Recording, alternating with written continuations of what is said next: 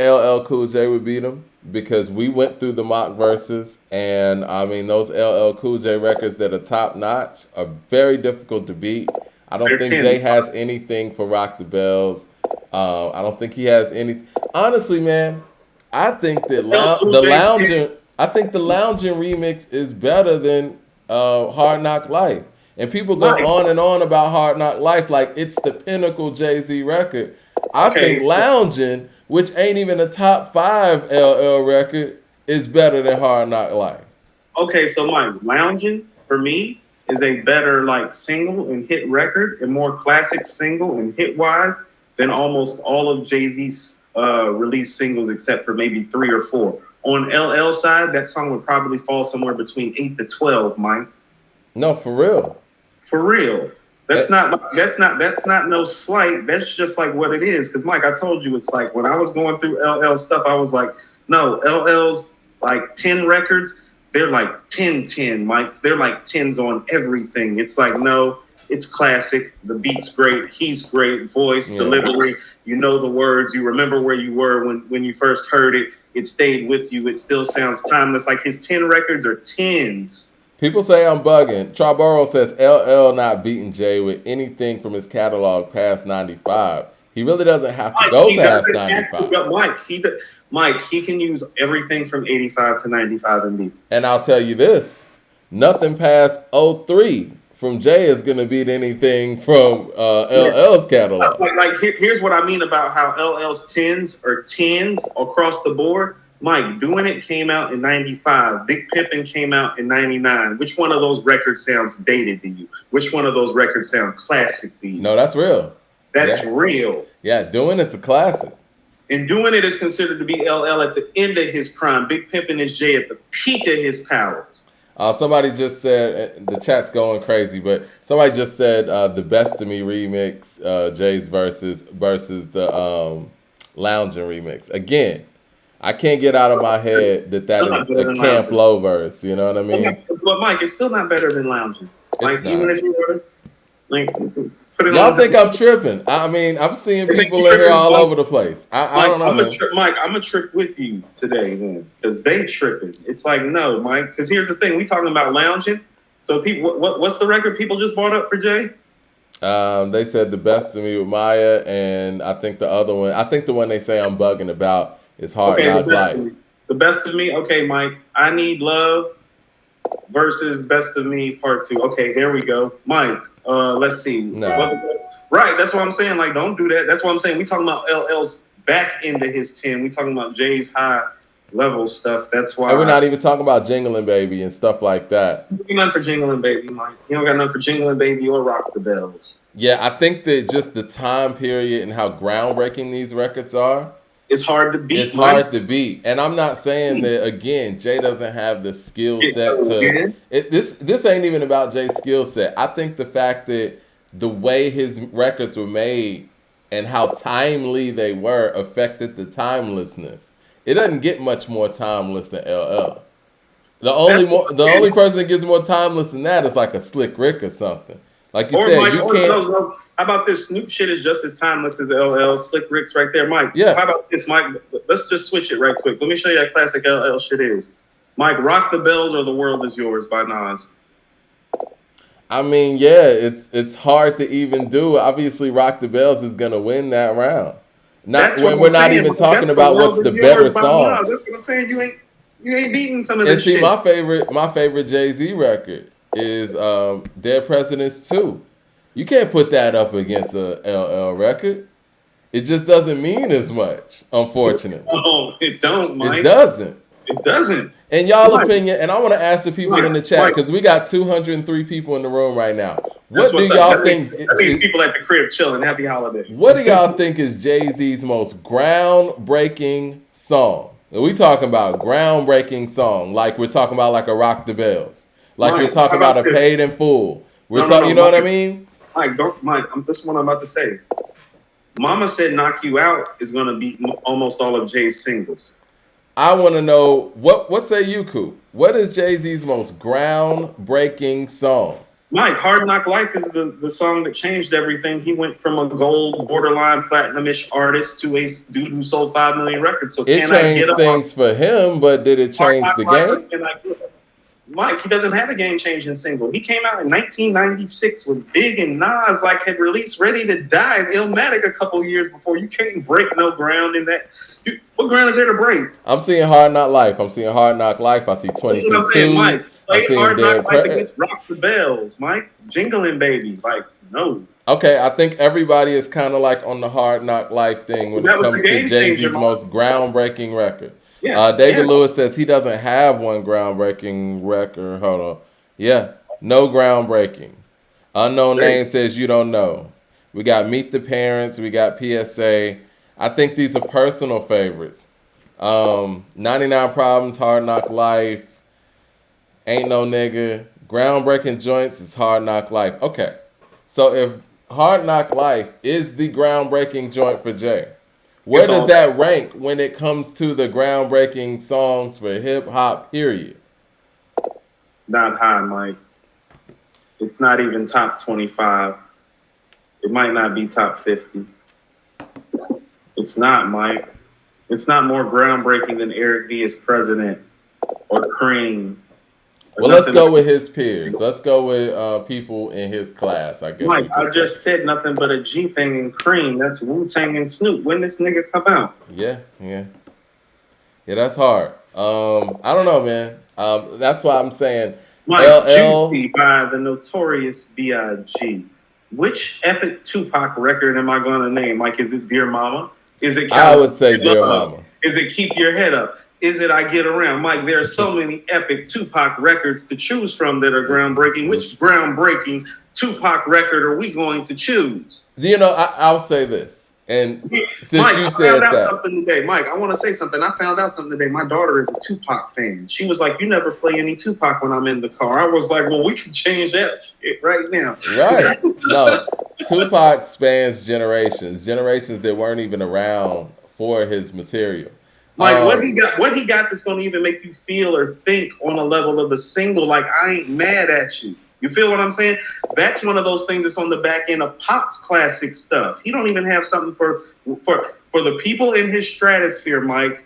His best stuff is comparable to their back end. You know, I want to say this. And you know, as a Jay-Z fan and somebody who came to this show as Jay-Z being the GOAT, this, that, and the third, and just respecting Jay-Z's skill, consistency, longevity, doing these shows and actually listening to the people and highlighting other artists and their work and their contributions really helps to put a lot of things in context, you know. And I really hate to be saying these things about Jay as a Jay-Z fan, but I have to be honest. They're honest assessments, Mike. And the fact that he gets on stage and, you know, and says that no one can stand on that stage with him, that's inaccurate, first of all. And that causes us to open up the book and start looking further into this thing. Because I would be a hypocrite if I did that stuff to Eminem and didn't do that stuff here, where it's blaring. So, Mike, and I'm going to tell you something. When he's his best as an MC, you'll find that the best song on those albums are songs where he's by himself. That's on Reasonable Doubt. But those are not hits, and that's the only thing. Right, Mike, yeah. Mike. That's what I was about to say. That's on Reasonable Doubt. That's on Volume 1. That's on The Blueprint.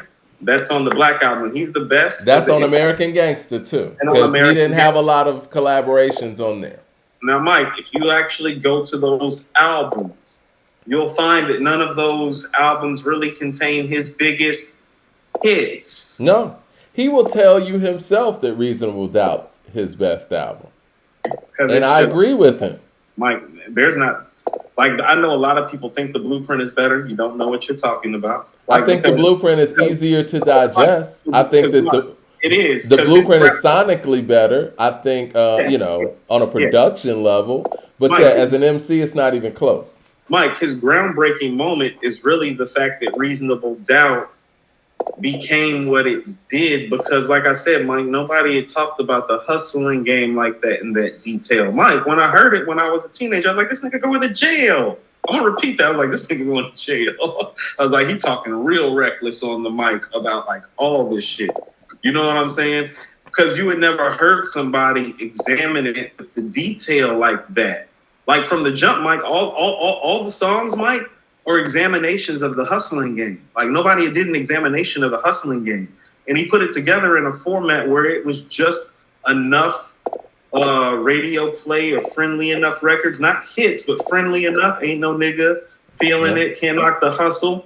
It made you dig in. And so then you hear him talking on Brooklyn's Finest where he's trying to separate the platinum from, hold on, what do you say? Trying to separate the pros from the cons, platinum from the bronze, that butter soft shit from the leather on the Fonz. I was like, oh shit, the shit the Fonz was wearing wasn't dope. Okay, got it. Check. When he's like, I'm the first nigga that was wearing platinum and shit. When y'all niggas thought it was silver and shit, you know Jay is nice, man. Listen, we got like 220 people in the room right now. Make sure y'all subscribe to According to Hip Hop on YouTube right now. Hold on. What's the difference between a 4.0 and a 4.6? I was like, Jay, like ain't nobody in my hood got either one of those. Like I couldn't tell you, fam. Yo, so everybody in the room right now, subscribe to the According to Hip Hop channel on YouTube and click the like button and click the bell icon so you know when we going live. But this is what I do want to say, and I want to piggyback off of what you were just saying. Use the mailbox lock because I ain't have no key. You know what I'm saying? When he be talking like that, Mike. No, I mean, listen. Before, Mike, when you ask me offline, when you ask me like what's Jay-Z's style, I think when Jay-Z's in conversational mode, he is at his best. Period. Yeah, friend like of when you talk, you don't know it's Jay-Z in conversational mode. Yep. Imaginary Player is Jay-Z in conversational mode. Friend or foe, Mike. Friend or foe. The conversational flow really starts because I'm like, that's what I mean. Nobody ever. Can I live? Can I live, Mike? He on the record talking about the game on Friend or Foe. He's literally talking about it, like situationally. You draw, better be Picasso. You know the best. Because if this is not so, God bless. But the thing is, and I've always felt like this, his best records to me, they aren't the hit records. And no, that's why I brought up Friend or Foe, Mike. Yeah. Those are the moments, the moments that made him aren't caught on singles. They're caught on Friend or Foe. They're caught on the Eagles. Let me ask you this, and I don't even know the answer to this off the top of my head, and I want to ask the people in the room, where do y'all think, what Jay-Z single is his best mic performance lyrically? What Jay-Z single?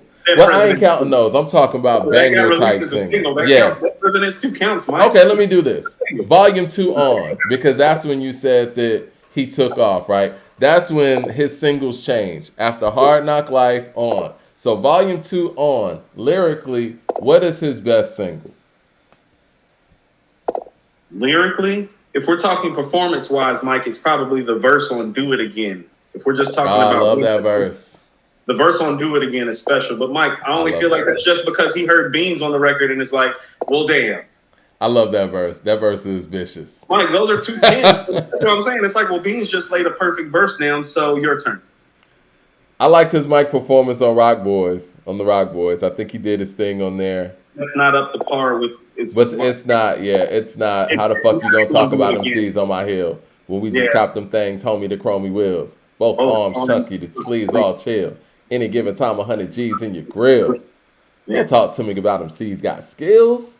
He's all right, but he's not real. Jay-Z's that deal. I bees in the field. Never fell for one hug, squeeze that still. You got a flow, that's cool with me. Oh, somebody mentioned Kingdom Come. If that counts as a single. Was that a single? I don't think it was. I don't think it was a single. If that counts as a single, I'm running with that, but that wasn't a single. I mean, if that counts, then that's what we're running. Yeah. He went nuts on there. Does What More Can I Say count? Do It Again is still better, Mike. Yeah, these songs don't have videos, the ones that y'all talking about. Yeah, I mean, I'm about to say Encore, that verse on Encore where he's like, yeah, hear me rap is like hearing Cool G rapping his prime. Young H.O. raps Grateful Dead, back to take over the globe, and break bread. That was pretty impressive. You know whatever the single he snapped on, he went crazy on Change Clothes. It's not that kind of record, but he was spitting on Change Clothes. You want to know what? His spit game on there is nice, but really it's one of those moments where his greatness is wrapped in the fact that it's like this dude is great lyrically and delivery-wise, knows how to do it on the level that few people have. That's what Change Clothes is. So I don't think it's a all-time great lyrical performance, but one of those performances that show where his great lyricism and delivery meet in a wonderful way. But I can't stand that beat, that happy-ass beat. I like Change Clothes, actually. But, man, you love the Neptunes and the happy-ass beat. Yeah, the Neptunes are the goats, man. They're not. And I love their clip stuff and some of their happy stuff, but not that happy beat, no. Niggas ain't fucking with the Neptunes. When it comes to just being able to make music for all spectrums on an even level. They're not even the best producers to ever come out of their state. Listen, I will say this. Timbaland's an individual. Nothing against them. No. I'm not mad at you for that assessment because Timbaland's incredible. But Timbaland's one individual and Pharrell and Chad are two people, so I don't think that's fair. Like, he made us buy Justin Timberlake albums. Oh, man, listen. They did it first. Justified was better than that. He did it better. Mike, that's what I'm saying. He did it better. I don't know, man. I don't know. That's up for debate. Love Sounds is better than Justified, Mike. I'm not mad at you for saying that. And Mike, in the but you know what I will say? Mike, what's the best record on Justified? Who did the track? Nah, Cry Me a River is definitely not the best record on there. Yes, it is. Mike. Rock Your Body's better than that record. Like I Love You's better than that record. Mike. Actually, honestly, to keep it real, the best record on Justified is Take You From Here, and that's Neptune. No, Mike. Actually, Mike. Cry Me a River wasn't that tough. I'm sorry. Mike, I'm going to tell you something, Mike. I love Rock Your Body. That's my favorite Justin Timberlake song, actually. You might be right. I'll give you Rock Your Body. And that stuff aged a lot better than the Future Sex Love sound. That's the happy-ass beat they ever did, Mike. That was the shit. Yeah. So, yeah. I want